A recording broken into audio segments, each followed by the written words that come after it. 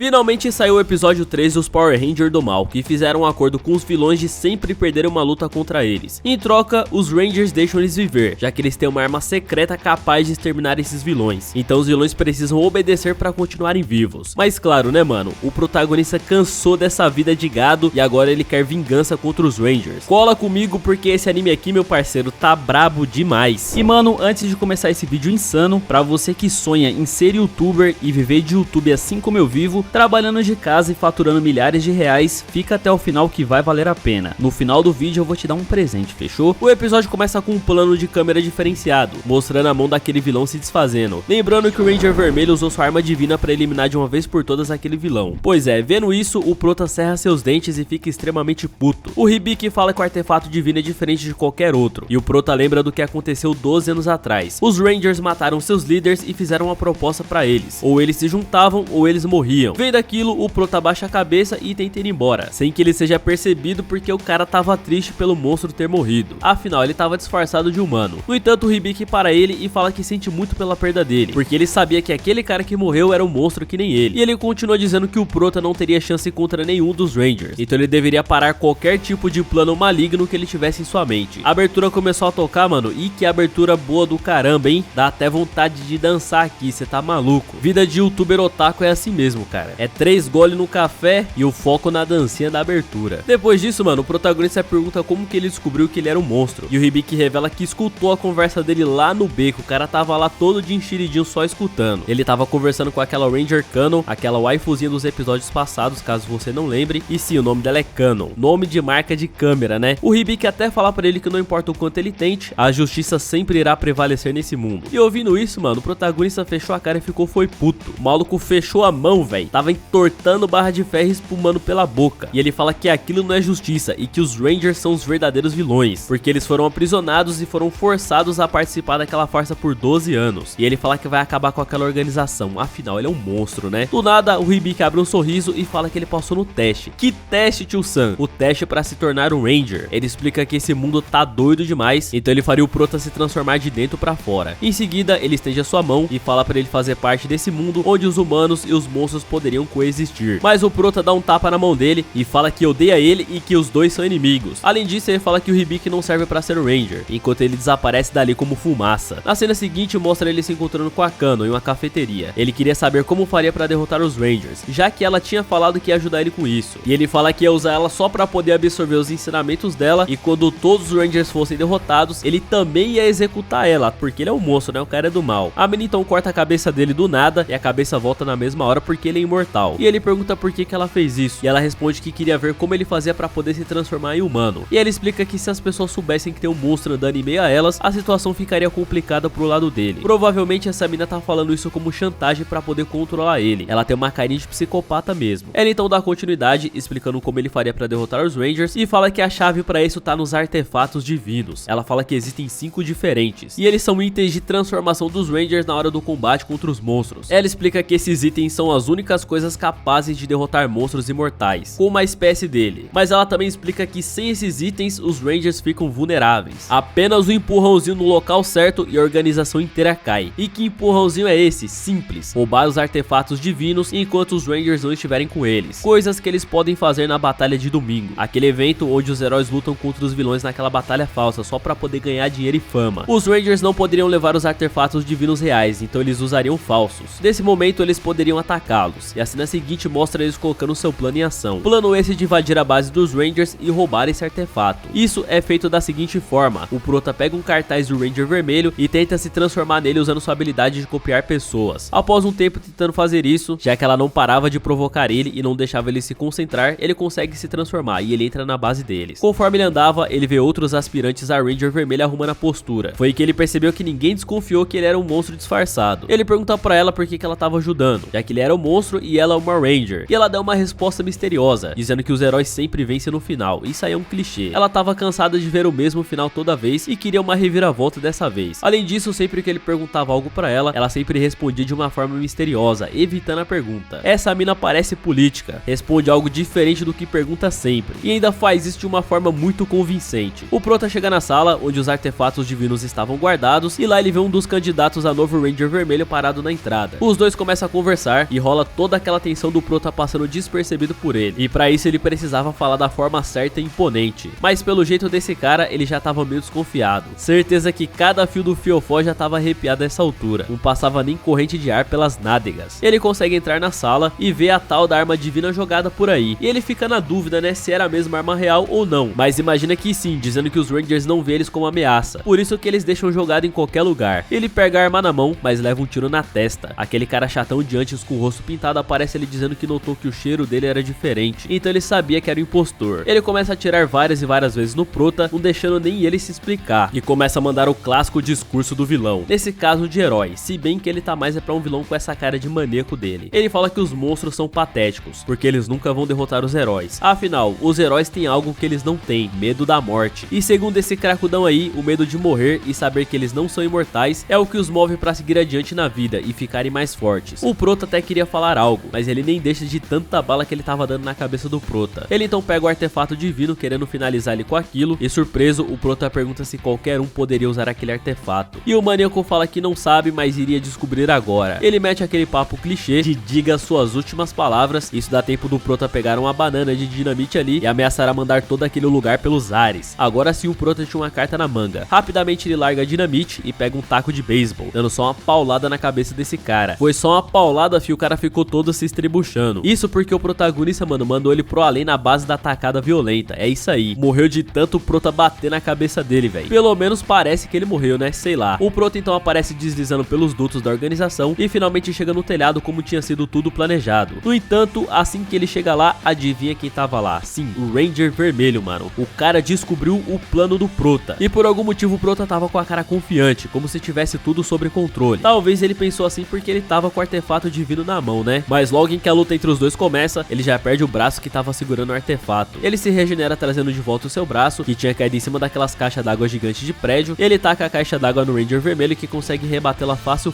dizendo que era como nos tempos em que ele jogava beisebol. A caixa d'água corta metade da cabeça do Prota e o braço que tava segurando o artefato junto. É aqui que o filho chora e a mãe não vê, fi. O Prota rapidamente vai atrás do artefato e consegue pegá-lo. Só que agora ele só tinha um braço pra lutar. Ele até fala pro Ranger Vermelho ir com tudo contra ele. E ele tava confiante, mano. Esse Prota aqui com certeza não foge de uma luta, de tanto que ele odeia os Rangers. Mas o Ranger Vermelho solta uma risada maléfica, dizendo que não iria derrotá-lo sem ter um público pra assistir. Ele só quer fazer as coisas na frente da câmera. Esse daí só se importa com a grana e com a fama mesmo. Em seguida, por trás dele aparece o helicóptero de um canal de notícias e começa a documentar a luta pro país todo. E mais uma vez o Ranger Vermelho se vangloria, dizendo que seus esforços seriam inúteis e que mais uma vez todos estariam vendo aquela luta e torcendo pra que ele fosse feito em pedaço pelos heróis. Mas ele nem ataca, mano. Quem faz isso é o Ranger Azul, que aparece ali de surpresa. Todos os Rangers aparecem por ali e em seguida fica 5 contra 1. O Ranger Vermelho continua ridicularizando ele e subestimando enquanto ele sorria de forma maligna. Mas o Prota tava cansado disso e fala que dessa vez a multidão vai se chocar ao ver esse vilãozinho fraco derrotar o líder dos Rangers. O Ranger Vermelho não queria nem se dar o trabalho de derrotar ele mesmo. Ele pede pro Ranger Azul usar o seu artefato divino pra finalizá-lo. Mas outros Rangers sugerem algo diferente, pois aquilo já tava ficando repetitivo. Ele sugere que os Rangers o capturem ao invés de só matá-lo, só pra poder dar uma mudada na batalha, mas o Prota se recusa. O Ranger Azul então ativa seu artefato divino, que infla o protagonista como um balão e faz ele sair voando pelos ares. Ele fala que isso não acabou, e mesmo que ele morra, outro monstro tentaria parar esses falsos heróis. O Ranger Azul então explode ele, e aparentemente esse é o fim dele. Os Rangers fazem sua pose de vitória, mas ficam discutindo coisas inúteis, dizendo que a pose não foi perfeita, esse tipo de coisa. O Ranger Vermelho anda em direção ao seu artefato divino, que desaparece na frente dele. Ou seja, não era o artefato dele coisa nenhuma. O Prota só transformou um braço dele no artefato. E o Ranger faz uma cara de que tinha se lascado. O cara conseguiu perder o artefato dele, mano. Mas méritos do protagonista, que foi inteligente pra caramba. Enganou ele direitinho. E o episódio acaba mostrando que o artefato do Vermelho tava com a Canon. Ela lamenta a morte do Prota e diz que seu sacrifício não foi em vão. E termina dizendo que agora só falta 4 Rangers. O que será que ela tá planejando, hein, mano? Eu não sei vocês, mas pra mim o Prota ainda tá vivo. Ou talvez não. A gente vai saber isso no próximo episódio. E pra você que chegou até o final, tem um presente. Eu fiz o meu primeiro R$1 milhão